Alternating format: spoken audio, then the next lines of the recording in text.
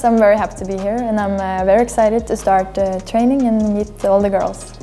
I know that it's a team that does really well and are in a very good place right now, and yeah, hard-working team with a lot of potential, I think. I will work hard and hopefully maybe score some goals. I'm an offensive player with a